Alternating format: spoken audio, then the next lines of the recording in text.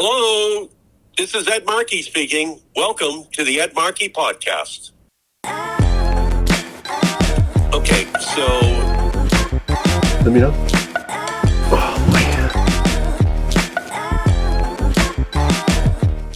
Welcome back to the podcast. I'm here with Reverend Yearwood, the president, the CEO of the Hip Hop Caucus, and a leader in the fight for climate justice, the leader in the battle to make sure that we do this with environmental justice across all of our country.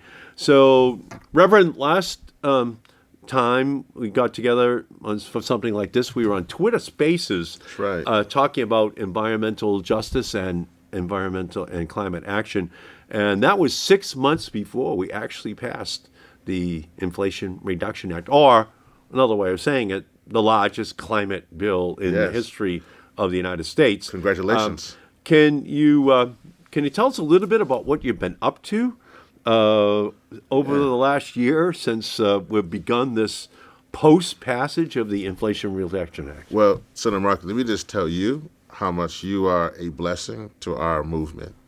Over the years, you have, without a doubt, ensured that climate legislation was central.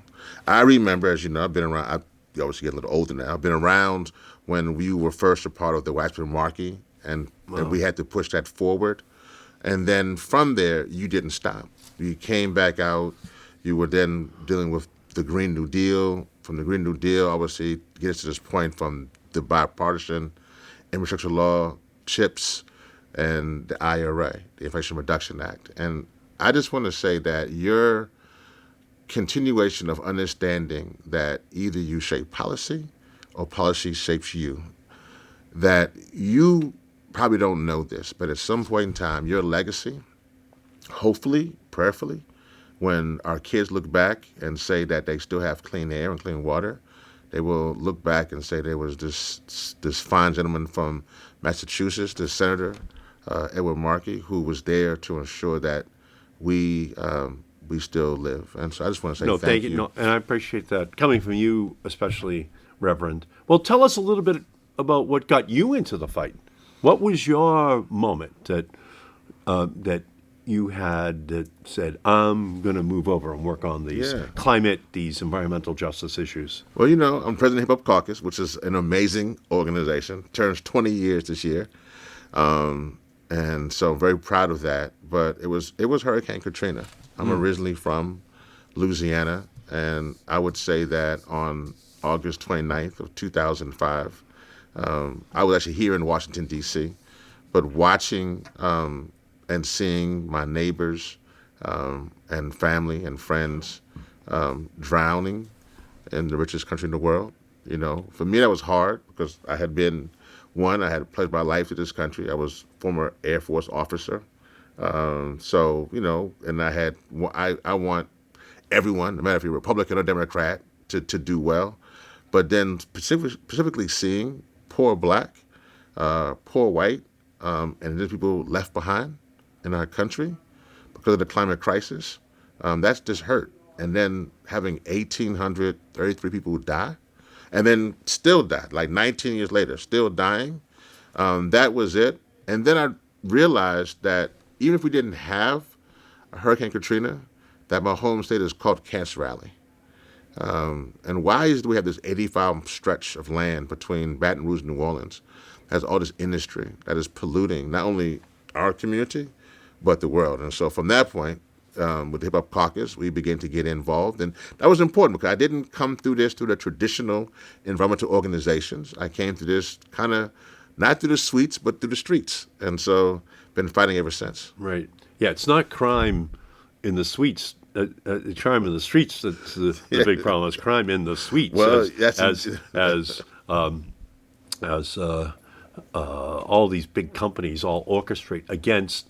And let's talk about it, about Black, brown, indigenous communities, and how imperative it is that we get them ever more deeply into this movement to make sure that they're at the front of the line, that they're leading on this issue, because it's their story. It is. That is really the warning for everyone else, because if it's happening to them now, it's going to happen to everybody else eventually.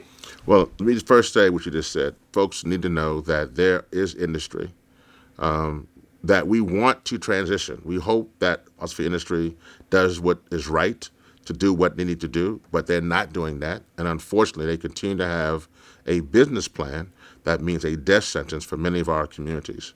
As a matter of fact, when I was at the climate conference in the UN in Dubai, I ran into Darren Woods, the CEO of Exxon. Actually, I almost didn't want to run into him. We were in the same gathering, and I was trying to go to the restroom, and he cut me off. And one of the things there, he said to me is that we were wrong on petrochemicals.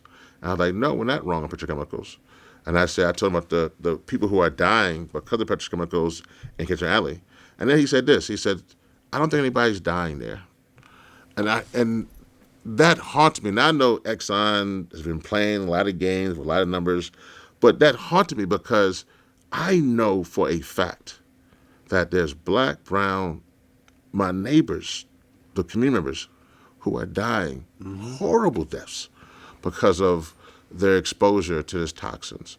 And so I know also that it is in those same communities where we have the new Ella Bakers, the new Fannie Hamers who are rising up, particularly black women who are leading a new matriarchal-led, young people, queer-led, environmental movement that is rising up and saying no. And that's what's powerful because they are folks who are former school teachers like Sharon Levine to folks who are like Rosetta Ozane and Lake Charles. They are rising up and they are saying that, yes, we may not have all the nuts and bolts and resources and infrastructure, but we are going to guarantee that our children have a future. And that's exciting to me because that to me is what we need to have this entire country, where we have women and young people and different communities coming together saying we demand clean air and clean water. It is our right to have that. So the CEO of ExxonMobil says to you, Yeah. no one's dying. No one's Don't worry about it. The numbers aren't that high. Numbers aren't that high. So, as you and I are talking right now, the tidal basin here in Washington, D.C. has all of the cherry blossoms which have come out 3 weeks early. Wow. Now, ExxonMobil would say, not our responsibility that we're just having the warmest months ever recorded, and the traffic jams over and over again. So in the same way that he gave you an answer, well, it's not that bad. Yeah. He's going to be in denial that his company and companies like it had a responsibility for having the cherry blossoms come out 3 weeks early. And you're right. And what's unfortunate is that when I met Darren Woods, as a person, just talking to him, just like a bad guy. It's like a guy from Texas, just like a bad guy. But it is this continuation on greed. And I think that we as Americans, we as Republicans, Democrats, Americans, we have to create legislation, which you're doing really well, what we did with the Inflation Reduction Act. And in the Inflation Reduction Act, we have to then use pieces of legislation to help industry to transition. Because one of the things that's there is that they are also refusing to transition. But within the legislation that you helped to craft, it was important that you are finding new ways, new solutions, so that workers, folks from the unions, can have real jobs that will be there not only for their own livelihoods, but to keep them alive for their children. And so when I listen to Darren Woods and folks like that, I just think of just the greed, and I think they just lost it for their shareholders. But we as Americans, all of us, need to come together and say that madness must stop right now. So what would you say to young people right now? What would you say to the black and brown communities in terms of this election? Donald Trump, who got his degree in climate change from Trump University, and all of his supporters, and it's all on the ballot this November. So what's your message to young people, to black and brown communities, in terms of what the consequences are if Trump wins? Well, first let me say this. No matter who you are, if you think that climate change is a hoax, that should be disqualifying.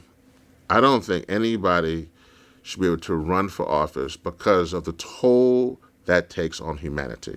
That's just my take. And if you're pushing that message, you're going against the scientific knowledge and what's already been established. That's the first thing.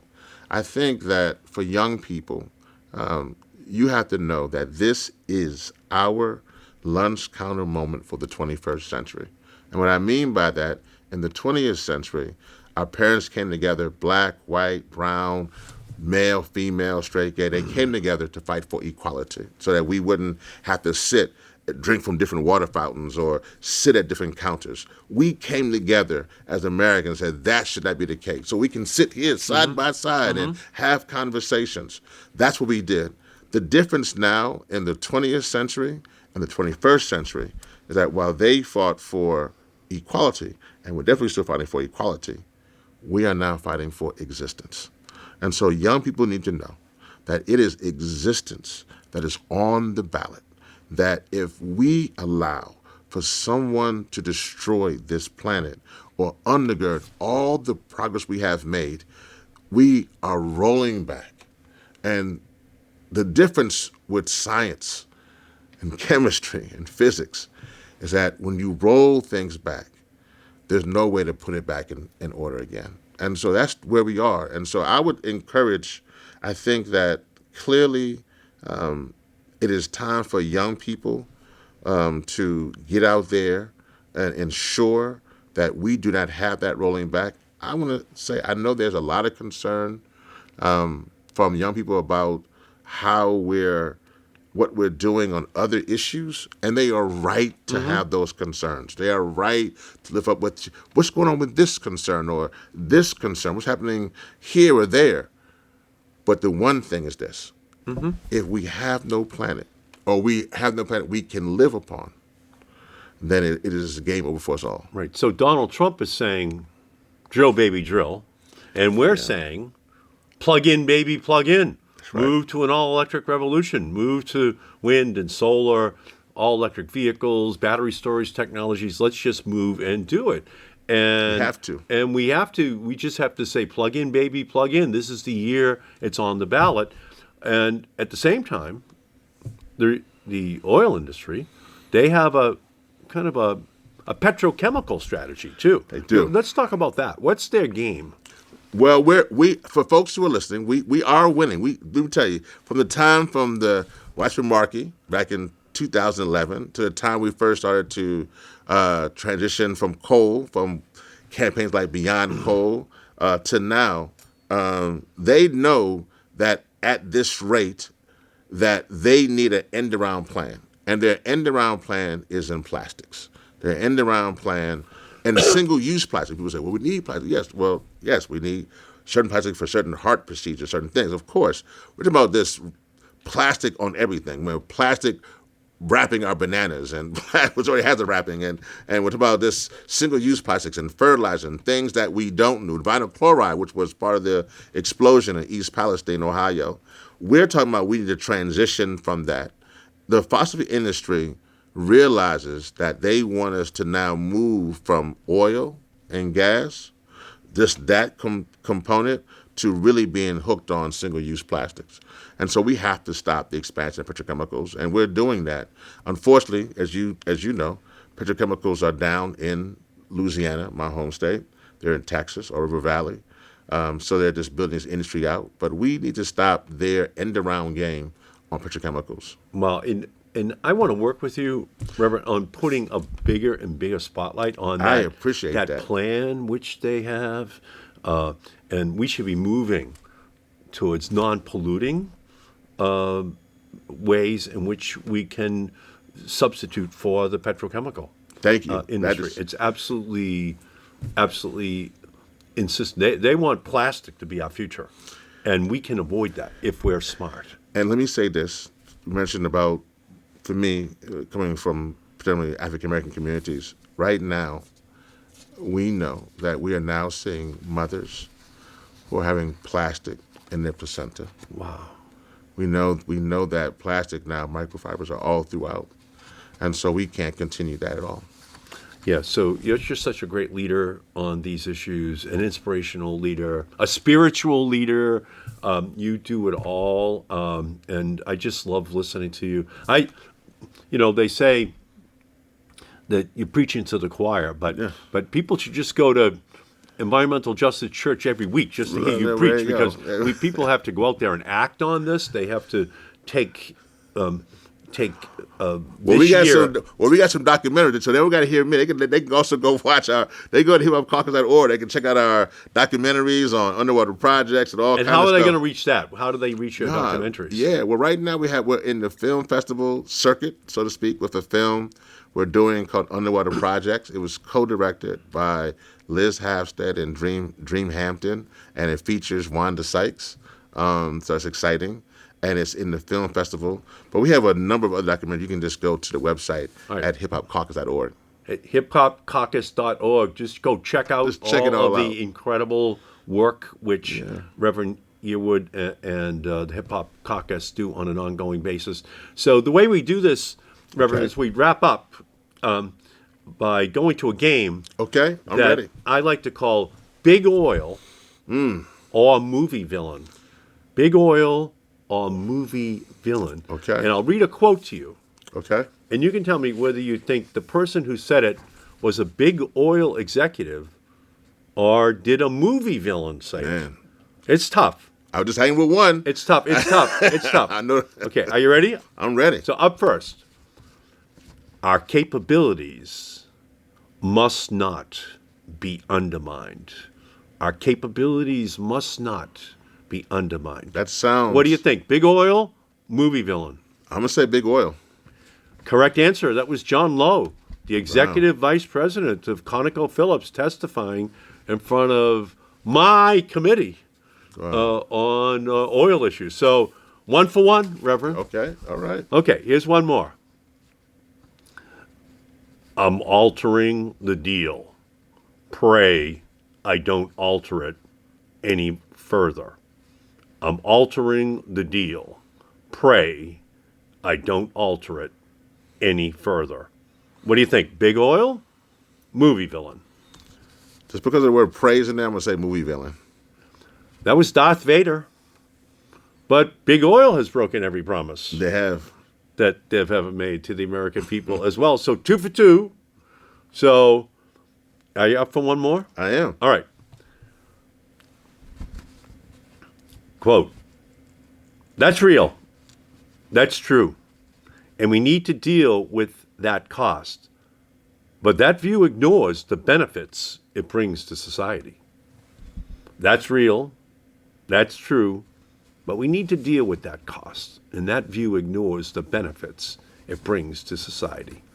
Big oil or movie villain? With the crazy wordplay, I must think it's big oil. You're incredible. And by the way, you really hit the jackpot because that was Darren Woods, the chairman and CEO of ExxonMobil. Cut me off to the bathroom. Willing me go to the restroom here to speak his madness. Acknowledging the impact of emissions, but refusing to believe that we must get rid of fossil fuels. We were talking about him earlier. There it is. And he's back here again. And as usual, I'm not saying infallibility, but if you got one guy to call, you call Reverend Yearwood because he knows the answers to what we have to do. I appreciate that. In order to save the planet. And it's not it's not just emissions, it's equity. It's ensuring that we do this with justice. So I thank you, Reverend. My brother, thank you so much. Thank you for your great leadership. We fight on.